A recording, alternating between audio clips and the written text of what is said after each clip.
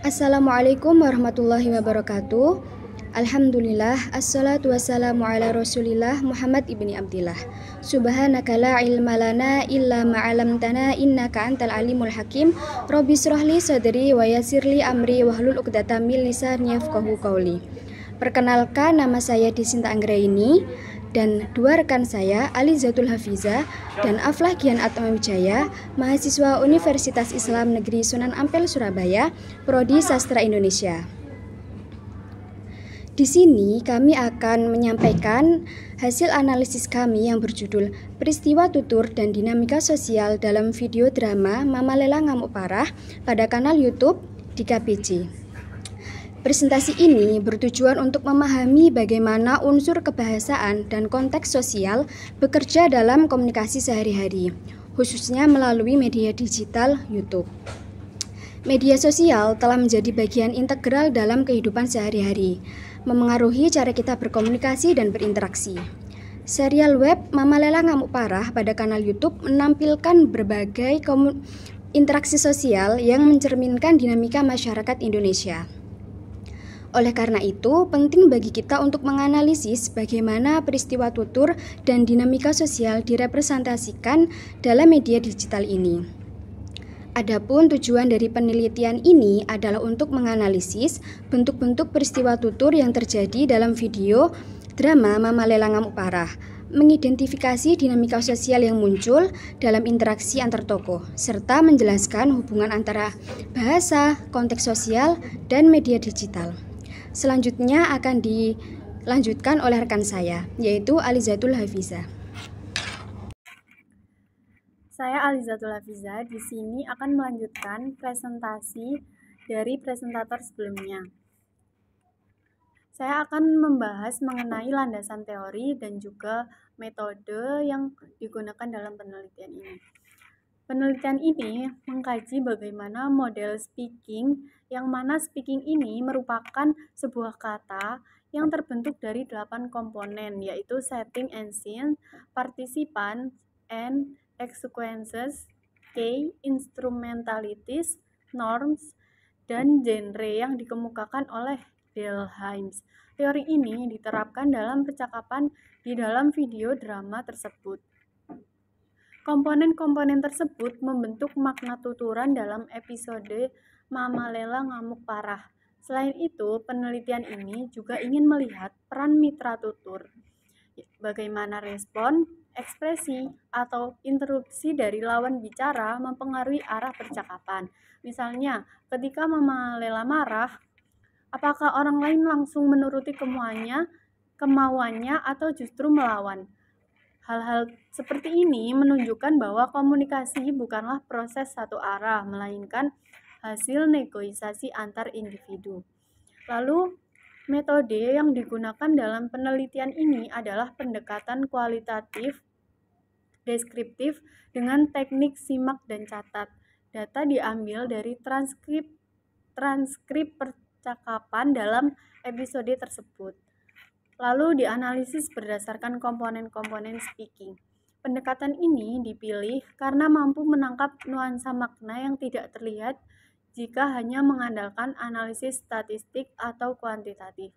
Selain itu, penelitian ini juga mempertimbangkan konteks sosial budaya seperti norma kesopanan, relasi kuasa, dan nilai-nilai lokal yang mempengaruhi cara tokoh-tokoh berinteraksi.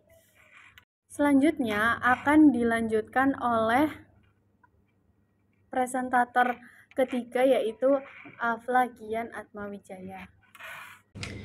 Saya Aflah Gian Atmawijaya akan melanjutkan dari presentator sebelumnya.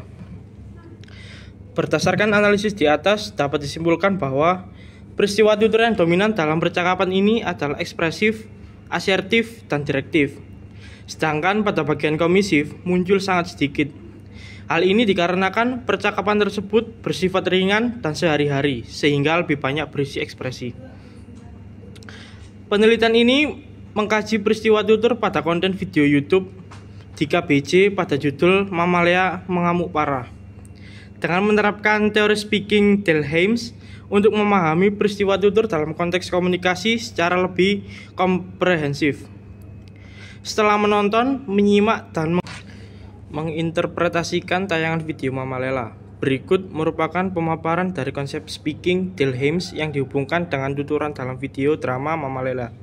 Yang pertama adalah analisis setting dan scene.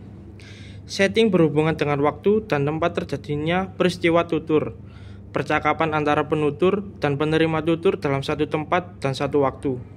Scene mengarah pada keadaan waktu atau keadaan psikologis penutur. Delheims membuat teori speaking, sebuah struktur analisis yang digunakan untuk memahami konteks komunikasi dalam peristiwa tutur. Dari transkrip yang diperoleh dari data percakapan ini, setting atau latar tampaknya terjadi di rumah atau lingkungan keluarga dengan percakapan yang informal dan emosional.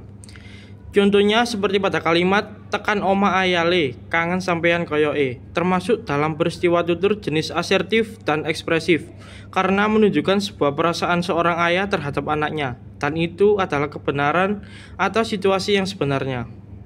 Selanjutnya adalah analisis partisipan. Pada bagian ini merupakan siapa-siapa saja yang terlibat dalam sebuah percakapan, karena di dalam komunikasi memerlukan dua orang atau lebih agar komunikasi dapat berjalan dengan baik. Yang satu sebagai penutur, yaitu yang menyampaikan maksud, dan yang satu sebagai penerima tutur atau mitra tutur sebagai penerima maksud dan yang akan merespons sebuah tuturan. Contohnya adalah percakapan pasangan suami istri atau orang tua yang memiliki anak. Keduanya merupakan penutur dan penerima tutur yang saling beradu argumen. Seperti dalam pernyataan, kamu jadi bapak kok egois, dan sayang, kamu juga egois loh jadi ibu. Orang anakku pengen jadi pemain sepak bola. Selanjutnya adalah N atau tujuan komunikasi. Setiap komunikasi pasti memiliki tujuan, karena yang disampaikan adalah tuturan yang memiliki makna.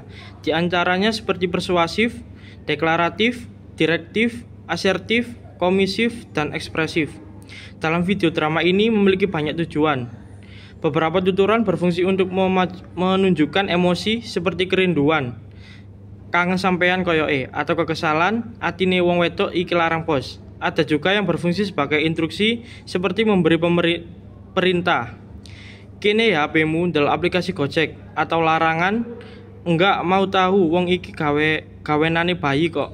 Selain itu ada upaya persuasif untuk mempengaruhi keputusan, seperti dalam pernyataan, pokoknya gak oleh aku, gak setuju, harga mati anakku kudu dadi pembalap.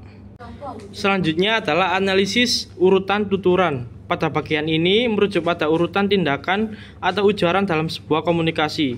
Urutan ini termasuk apa yang dikatakan dan bagaimana cara pengucapannya seperti nada, ekspresi wajah, dan intonasi suara. Mencakup struktur interaksi siapa yang memulai bicara duluan dan siapa yang menjawab dan bagaimana respon setelahnya. Dalam video drama keluarga ini, struktur percakapan emosional dan tidak terstruktur dan cenderung spontan. Pola ini menunjukkan bahwa percakapan perkembangan secara dinamis sesuai dengan perasaan orang yang berbicara. Contoh dalam ujaran video drama tersebut adalah dilihat dari percakapan sanak saudara, yaitu, kamu hari ini gak usah kerja yang. Frasa ini termasuk pembuka konflik. Enggak mau tahu, wong iki gawenane bayi kok. Frasa ini merupakan sebuah penekanan dari jawaban mitra tutur. Selanjutnya adalah analisis key atau nada dan sikap tuturan. Setiap komunikasi pasti diiringi oleh nada dan sikap tuturan dari penutur ataupun penerima tutur. Sebuah tuturan disampaikan dengan nada yang lembut ketika penutur ingin menunjukkan rasa sopan santunnya, atau tuturan tersebut disampaikan kepada orang yang lebih tua sebagai bentuk rasa hormat. Baik tuturan tersebut berisi pernyataan, pertanyaan, dan deskriptif. Dalam transkrip video drama ini sangat emosional, penuh dengan rasa marah, kekesalan, dan kecemburuan. Misalnya terdapat pada kalimat, frasa, atine wong wedok iki larang bos. Ungkapan yang disampaikan istri kepada suaminya, sebuah pemberitahuan untuk laki-laki bahwa hati perempuan itu mahal.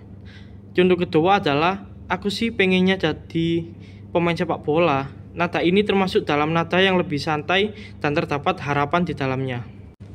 Selanjutnya adalah analisis instrumentalitis. Dalam berkomunikasi, bahasa yang digunakan oleh masyarakat Indonesia adalah sebuah bahasa resmi, yaitu bahasa Indonesia, dan bahasa-bahasa daerah sesuai dengan daerah masing-masing. Penutur dan mitra tutur dalam video drama ini menggunakan bahasa yang digunakan adalah campuran, yaitu bahasa Jawa dan bahasa Indonesia. melihat bahasa asal kota partisipan adalah bahasa Jawa, tepatnya di Kota Malang. Bahasa Jawa dan Indonesia dapat digunakan dalam gaya informal, bisa lembut dan juga kasar. Misalnya dalam kalimat, "Nggak mau tahu, wong iki gawenane bayi kok." Kata "nggak mau tahu" masuk ke dalam bahasa Indonesia dan "wong iki gawenane bayi kok" masuk ke dalam bahasa Jawa. Hal ini menandakan bahwa dalam satu kalimat terdapat dua bahasa yang digabungkan.